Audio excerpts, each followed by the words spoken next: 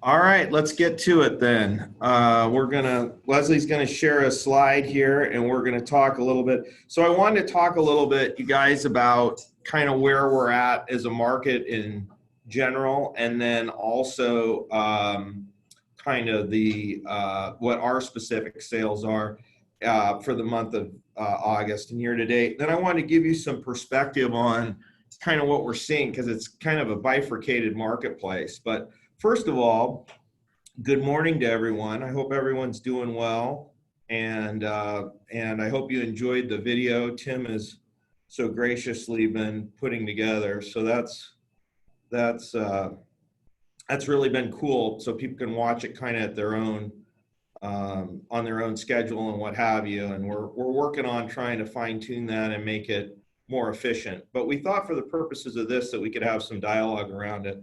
Also, as the call goes on, we're going to talk a little bit about, there was a chain of information about FSBOs, and we're going to talk a little bit about what the legality is as it relates to net sheets, but more specifically, we're going to address that we're going to have a kind of an ATA or a broker's corner on FSBOs in general from a strategic standpoint, not only the legalities of it, but also the specifics of strategies that we can employ in kind of an interesting market here, and then kind of age-long traditional strategies that seem to work with for sale by owners. And when we do that, we're actually going to have, I think we're going to have a panel of folks that have had success with for sale by owners that will be, I think it'll be helpful to have some insight from actual agents that are selling something, not just some old middle-aged white guy like me that doesn't necessarily know everything. So at any rate, let's kind of dive in. So as you may recall, July was a pretty robust month in the marketplace, and we had our largest growth for the year. In July, we were up 50%. We did $105 million in sales, over 70 million in the previous July of 2019. And in August, we were similar to the market. It was actually, units were down in August, and I think maybe just to kind of take a step back, I think what we're seeing here is kind of a weird phenomenon with COVID that has kind of adjusted the seasonality that we're used to in our market. So, that March, April kind of buoy that goes into May and June and July with those huge months, we didn't have that big May, and we had an okay June, but really it wasn't till July. So it kind of feels like, in some respects, everything's like 45 days out from what we're used to. In addition to that, I think that the low inventory market has leveled the market. So instead of seeing kind of the traditional swings that we see with robust activity in the spring and early summer, and then moderate activity in the late summer and early fall, and then the kind of the business falling off pretty considerably in the winter months, maybe November, December, January, and February. What we're seeing is maybe a more normalization of the market because of the fact that the low inventory means that we have pinned up buyers, and they don't have the luxury of waiting until, for example, the middle of the summer to close. There's going to be some people that are, so desperate to get a house with 12 or 13 or 14 offers on each house that we've got a lot of pinned up buyer demand. And so that's swinging the seasonality.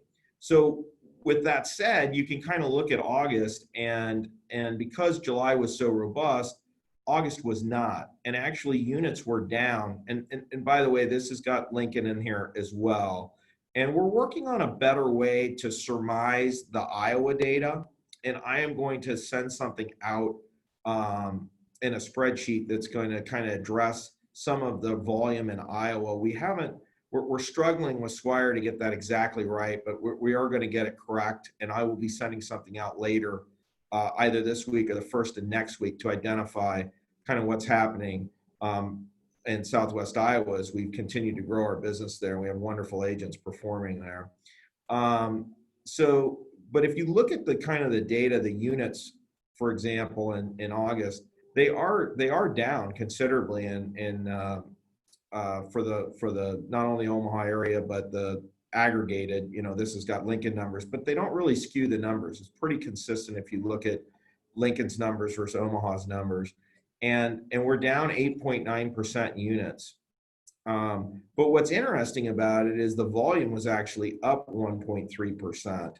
And that's attributable to the increase in the average price. So really unbelievable. If you look at the average price of 264,000 on 239,000 of last year, month to month, so that's August to August data, that's kind of unbelievable. I mean, and probably fairly unhealthy, frankly. Obviously we're not going to be able to sustain in a Midwestern market those kinds of increases. Now, obviously the annualized increases don't mirror that quite, but they're pretty darn high. And this low inventory market has really driven the prices up. And of course, that's coupled with people's buying power because interest rates are so much lower. So if that low interest rate environment, of course, allows people's dollars to stretch, which is also a contributing factor to that average price increasing. So, and then if you look at a percentage of list price, we actually had another month where list price, where the sold price was in excess of the list price, and that was up 1%, which people say, well, what's the big deal, 99% to 100%? Well, I can tell you that is a huge deal and very indicative of the marketplace that we're in. So that gives you an idea of kind of where we're at. So Leslie's going to clip over to the next slide. I think.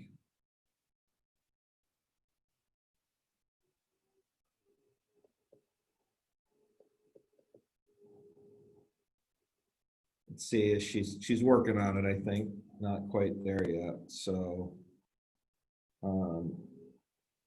but I can speak to it a little bit, kind of, Adam. Oh, here we go.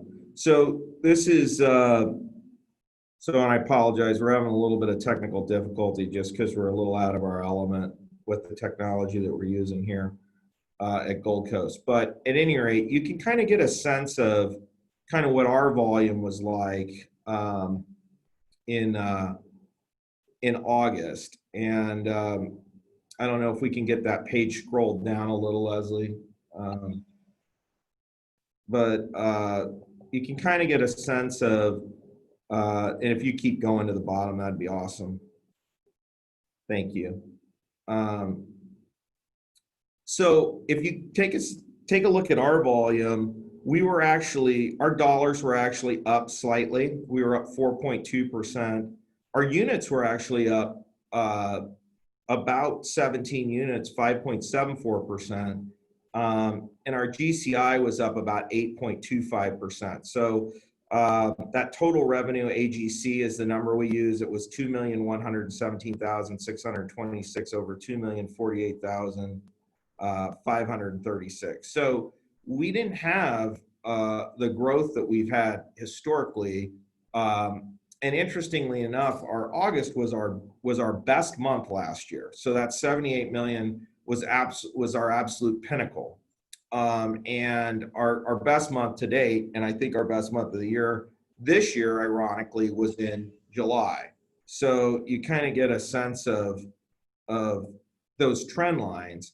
And I guess the really interesting thing is that we are anticipating another 60+% increase this month. So we did 52 million in September of 2019. We are tracking to do about 85 million currently. So it kind of gives you a sense of the sporadic nature of this market and the sporadic nature of our volume. So we had 250% increases with an 8% increase in the middle. And it defies logic. But I think, again, there's several things going on. COVID, the balance between demand relative to buyers just finding anything at any given time. And then I think, the other thing that's a little bit obscure is just the general kind of position that we're in the marketplace relative to people's uncertainty. And another contributing factor is the fact that closings are getting pushed. So I think that we're actually going to have a better September than we probably should have had, and we had a little worse August than we should have had, just because all those refinances were causing us trouble from the standpoint of getting appraisals in, which I'm sure you've all dealt with. So if you kind of take this hodgepodge of information, it does stand to some level of logic, but you kind of have to dive in to the detail of the numbers to try to surmise some sort of intelligent synopsis of what's going on. And so that's kind of my take on those numbers. Leslie, why don't we go to the next slide, if you're ready. Whenever you're ready. Okay, here it is. So, and we can scroll down to the bottom on this one too, please.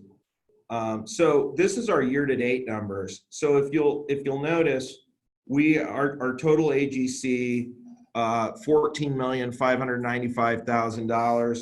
That's going to be through the 31st of August, compared to 11,901,000 last year. So that's a 22% increase. And I think given COVID and what have you, that we're very happy with those numbers as a rule. Those numbers will go up demonstrably this month because we will have a considerably higher month.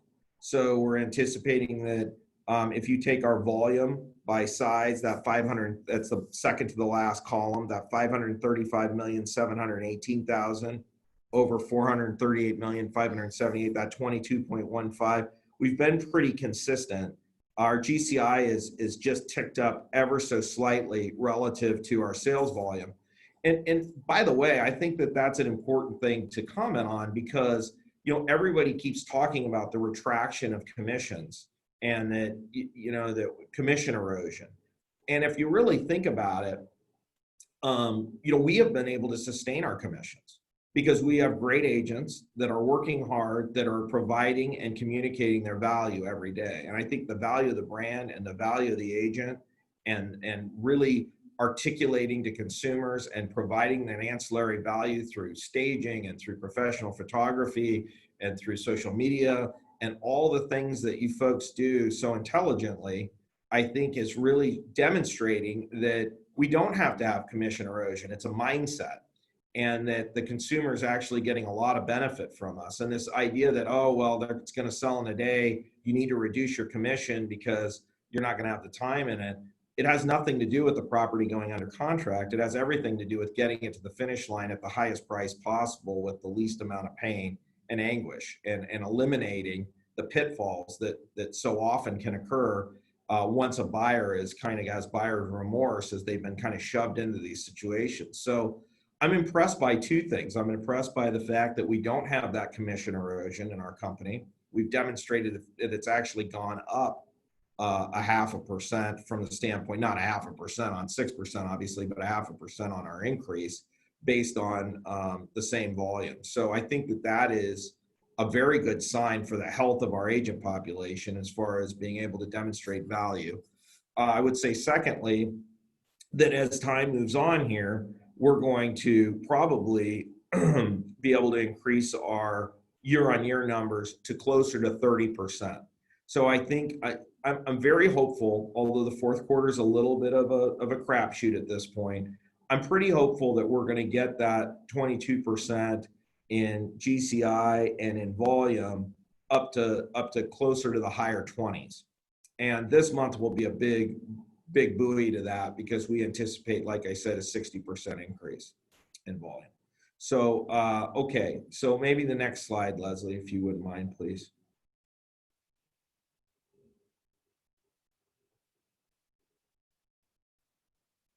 Okay, so this shows kind of our historic pattern of sales, and Eden was kind enough to put this together. She's awesome. She's our numbers guru and always does an amazing job of keeping everything straight and then tracking our data.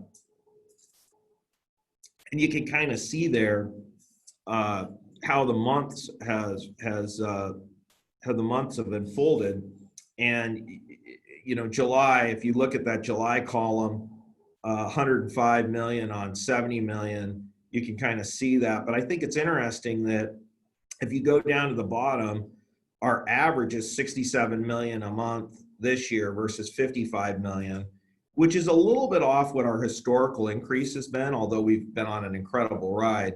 I don't know if you folks are, if everybody's familiar with this, and I guess I didn't really even know it until they kind of told me, and we kind of got these deals in the mail. But we actually, for companies that are over 350 million in volume, so the largest companies in our network, there's 125 companies. We have, for 2018 and 2019, we're number one in growth, number one in annual growth, which is really impressive and a tribute to all the hard work and energy that everybody has put forth. And I think if you look at, I think we're going to end up maybe 13, 14, maybe 15 million over per month over last year. And if you look at that relative to our historical growth, it's not far off. We've kind of been at that 14 million to 17 million range. And given COVID and all the parameters or restrictions and things that has provided from the standpoint of being able to sell houses, I think it's an amazing tribute to the hard work and the ingenuity and the creativity. And I think we've done it in a way where we've been safe, and I'm just proud of what everybody's done in that regard. I think it's truly amazing that we've been able to be good stewards of the community and still achieve this level of success. I think it's kind of mind-boggling to me, and it's humbling. And I'm so happy for all your success. And I understand that there's some people that are still struggling and maybe are concerned about health risks and what have you, and maybe have been less inclined to spend a lot of time out there in the trenches, and perhaps their business has suffered some from that. But I want you to know we continue to support you and respect your decision. And I don't want any of this congratulatory information to be misconstrued. The most important thing is everybody's health and well-being, and your comfort with how you comport your business from the standpoint of being out with the public is 100% your decision. And we respect that. And we want you to know that no matter how this unfolds, and we're all very hopeful that there'll be a vaccine of some consequence either at the end of this year or as next year progresses, but we will continue to respect your ability to do business how you deem appropriate. We started this brokerage with the understanding that it was built for agents. It was an agent-centric brokerage, that you're entrepreneurs and it's your business, and you need to conduct it in the manner that you think's appropriate, so long as it's not disparaging to the reputational value of everyone else and it's legal. And we continue to do that. So we want you to know that whatever you feel comfortable with, that's how you should handle yourself. And we need to continue to be vigilant to take the protocol at the office level. And I know there was some information in the video prior to this that communicated that, but I want to kind of double down on that we all realize the risks of this virus, and we all want to keep certainly people at risk, even in an increasing way, healthy. So let's continue to be vigilant and do the right thing. I think we can be on to the next slide now. If we have, is that it? Oh, we have no more slides, so that's beautiful. So we're done with that. So I do want to talk about I alluded to it briefly at the onset, just the FSBO, that we're going to do that panel, and we're going to talk about it. I do want to just share one thought, because we're going to get into that, but it may be a couple weeks down the road or a week. We're still kind of working on, we're getting all that put together and trying to figure out, the panel and what have you. By the way, if anybody wants to be on that panel, has had a lot of success with FSBOs, we'd love to have your involvement in that panel. But there was an email chain going around, and it was basically correct. with one caveat. And it was, hey, do we have to provide a net sheet for a customer that is, a for sale by owner? So basically a non-represented seller. And the fact of the matter is that Nebraska statute does not require that you do that. That said, each brokerage has a policy, and as it relates to their agency agreement. And there's supposed to be detail as it relates to that. We are currently updating the agency agreement that will accompany. So this is the agency agreement that you would provide to a customer or client. And it has a detailed list of some of the activities that we would provide unrepresented parties. That's a component of it. And some of that information relates to certain things like the providing of net sheets. So we're going to talk about that in practice. The only thing I caution you on when you're providing that, and it's the right thing to provide it, and that is our policy to provide a net sheet for the customer. And we are going to put that in writing and have it be, as part of that agency agreement as it should be documented. That's a Nebraska Real Estate Commission requirement. That said, you got to be sensitive to the fact that it is an estimate, and you need to circle that, and you need to circle the fact. And then if you're going to do a seller's net sheet, you need to obviously update it for them, because in the event that they were in the rare case that they would maybe receive less for whatever reason, you need to make sure that that's documented, because the last thing you want to do is make yourself susceptible to a for sale by owner saying that you misrepresented they're ultimately what their proceeds are. And so somebody had alluded to the fact of putting an initial by the estimate. Brilliant. Totally agree with that. I'm sorry I can't give that person credit right now. I can't remember what email that was on, but I think that's very, very smart at the top of the estimated proceeds of the seller net sheet to have them initial the estimated portion, and again, updated and accordingly. Because as you all know, we don't necessarily have a relationship with the seller that is rooted as it would normally in our fiduciary relationships with our clients. That can also be held true. The converse of this is true, right? So if you have a listing, a little less common, and you have an unrepresented customer as your buyer, the same protocol would be necessary. And I would advise you to be even more diligent in communicating the nuance and the potential for the estimates, because obviously you've got differences in lender fees and what have you that are less boilerplate, less consistent than you would in the seller's side of the equation. So hopefully that sheds a little bit of light on a few of those items. And that's all I have. Leslie, we were going to open it up for some comments, questions. Hey, Tom. Yeah.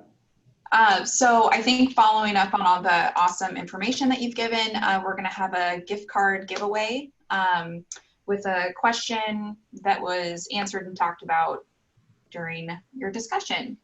So let me just grab that question. What do we get? What do we get? I want to know what can I answer here quickly? I'll be quick. Right. So you cannot answer, and neither can Eden. Eden Okay. helped me with this question. So thanks so much. And it's going to be for $100 gift card. So Cool. let me go ahead and grab that. To where, Justine? Maybe the winner can pick. I don't have anywhere in mind. So let's see. Okay. So the question is, what is our anticipated volume for September? So go ahead and in the chat, go ahead and answer. See what everyone replies with.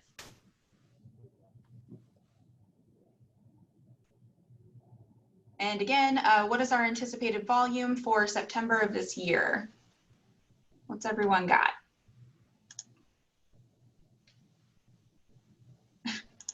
Jay Haining, a bunch.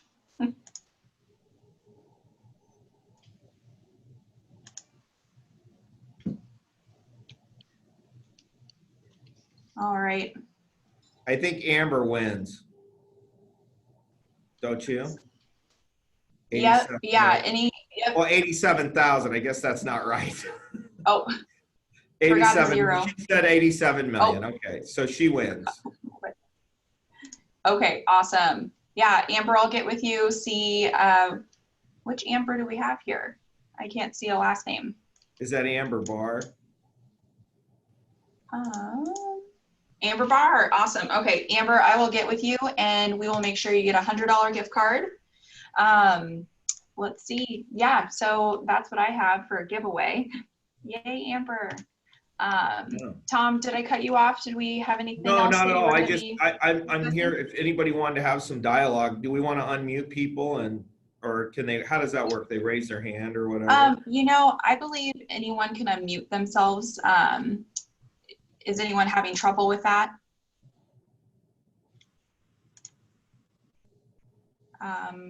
Like Tom, Becca, you're on my screen right now. Are you able to unmute yourself? Yeah, I just unmuted myself, but I don't really have a question or anything right now. It's No, Well, that's good totally job. fine. Well, you're ahead of me. No, go, just mute it. Totally fine. Yeah. So anyone can unmute themselves and chime in with any questions or discussion. Opinion? Any thoughts on anything? Gosh, everybody's quiet today.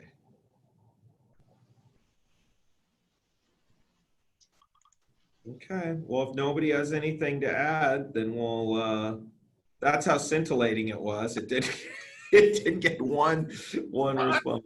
I guess one question might be, I'm having a tough time getting finding inventory for some clients that want to buy. Do you see the inventory loosening up anytime in the fall or early next year? It's a great question.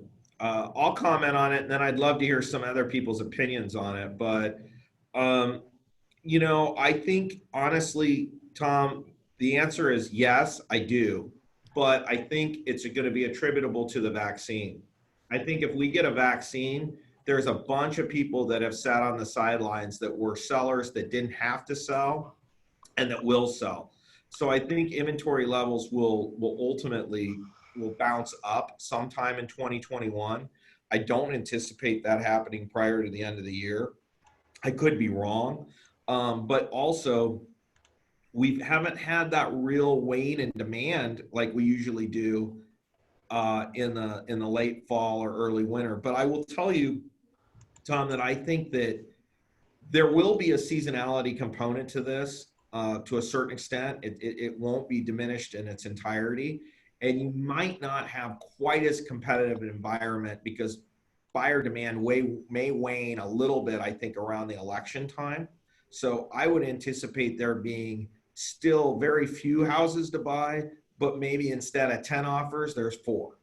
So that would be my guess. I wish I had a crystal ball. If I did, we'd all be, you know, probably on an island. But I think that is my thought. Tim, do you have any thoughts in regard to that? I see, you know, you on the screen.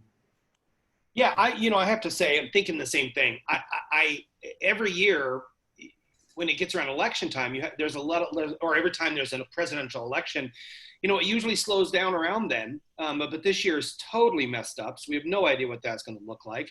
And just based on the calls we're getting, I think the demand is going to stay about the same. I don't really think much of anything is going to change until after the first of the year. Clearly, that's just my guess. And just Lord help us. Let's hope it's not too bad of a winter. Hopefully, it's not too terrible.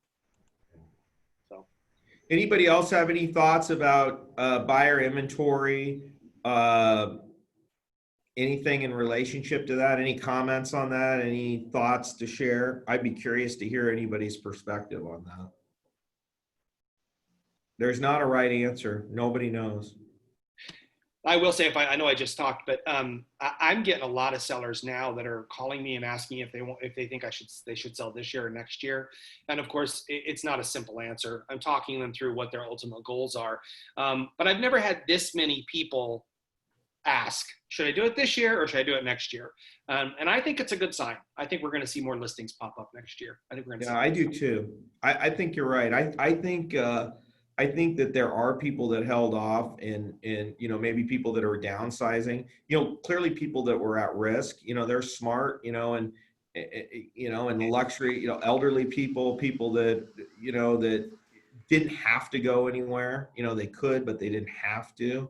Um, you know, I think that they have held off and probably smart, you know, from the standpoint of health and what have you. And I'm not just saying that older people are only people susceptible to COVID. I hope I didn't infer that, but it's just, they're just people at risk, I should say, that were more, felt they were more susceptible to COVID, that were less inclined to sell unless they had to for relocation purposes or what have you. The other thing is that, you know, from I'll just comment real briefly, and it doesn't affect everybody, but it does in a certain extent, to a certain extent, is, you know, the relocation business and the military transfers. There were, you know, those were held off, and that makes a big difference. I think that's suppressed some of the Sarpy County market.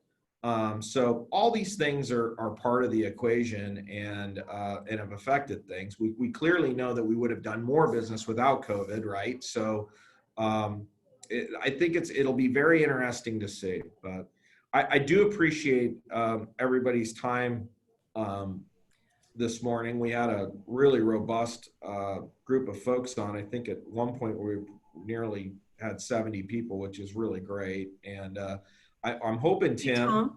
Yeah. Hey, one thing, I think this would be a great ATA, and you kind of alluded to it, but the fact that we're in this market, that things are selling so quickly, and I've had, you know, clients ask that question, and it's a legitimate question. Why should I pay you a full commission when we're selling them in, you know, 2 to 3 days tops? I mean, that's like, if you're on the market more than a week, something's odd. But I don't want to see realtors short themselves because it seems easier, because it really isn't easier, because it's like you said, I mean, there's so much work that goes into it before that sign goes in the ground. And I think too many times people lose sight of the value of this profession, and they just cut the commission because it's going to be easy, and it's not easy. It's not easy. I think you're so spot on, Raquel, and I think you're 100% right. Whether we do an ATA or we just do a panel about commission erosion and, more importantly, agent value and the strategies that we're imposing.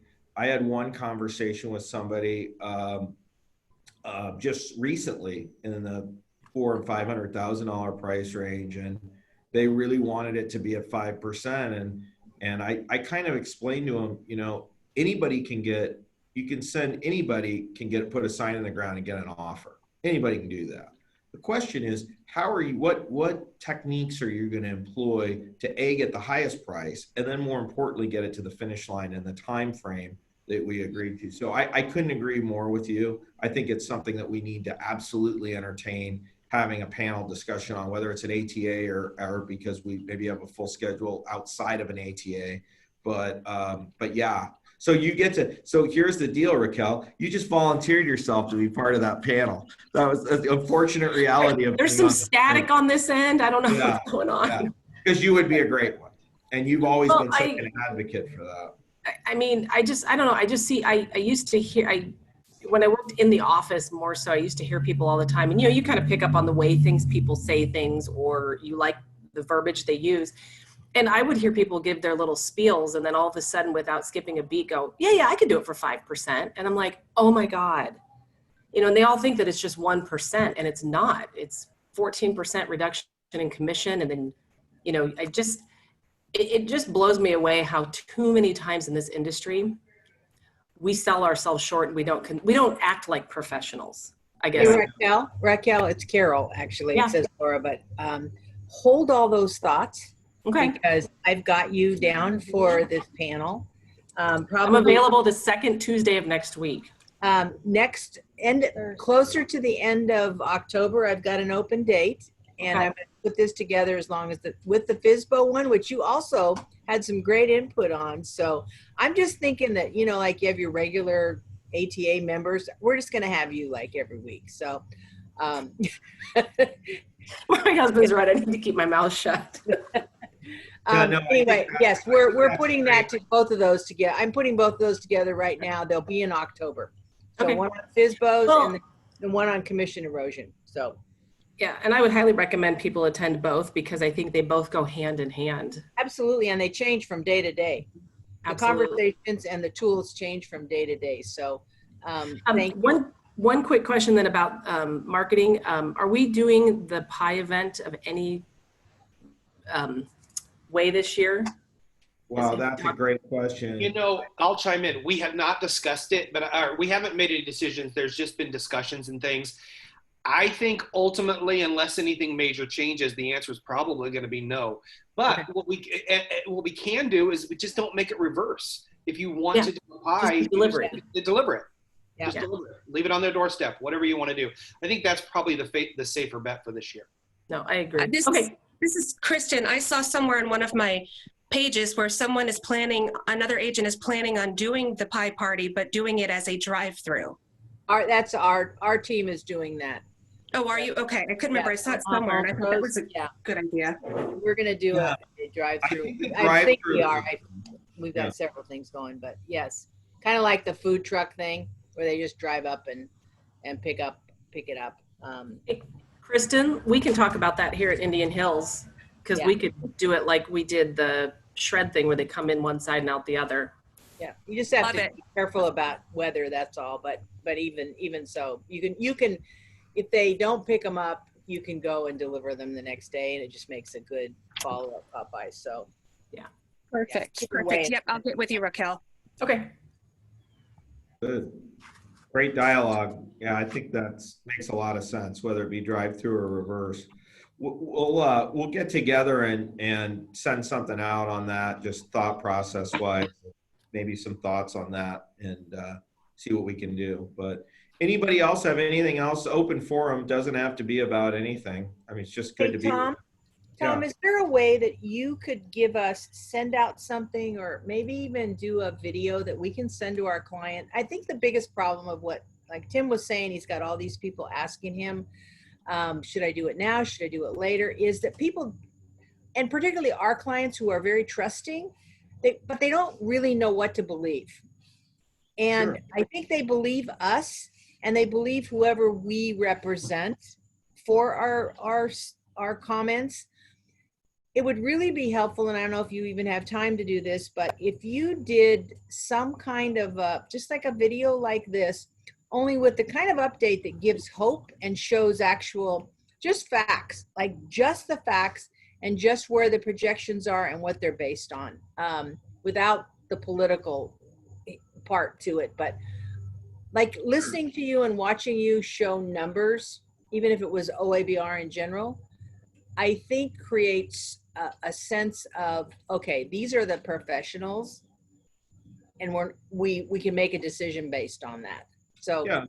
just I don't see any reason why we can't put a video out that talks about kind of backward looking at historical levels of houses on the market and what that Yeah. means for a seller. And that shouldn't be difficult. Yeah. We should be able to put a 10-minute video together on that. I don't see a problem with that. That'd be easy enough. Okay. Yep.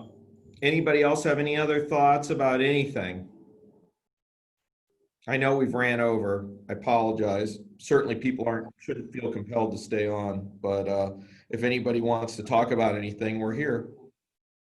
Since you say it's about anything, I just got an update here. It looks like the Big Ten's going to announce football this evening. Really? Yeah. Well, that's a So big for those deal. that are interested in that, yeah. So what do you think? The end of October, Tom? Kind of give us your insight. I guess, I don't know. They just had on a hot mic, Nebraska's president was talking about to somebody, and there was a hot mic, and they caught him saying that the Big Ten's going to be announcing tonight. So I don't know any of the other details in that. That'll be interesting. All right. Well, if anybody doesn't have anything else, we can sign off. But thank you so much for participating, everyone. We greatly appreciate your interest in what's going on out there. And certainly remember, we're always here. Please call or text or email if there's anything we can do to help. So, all right. Have a wonderful day. Talk soon. Thank you.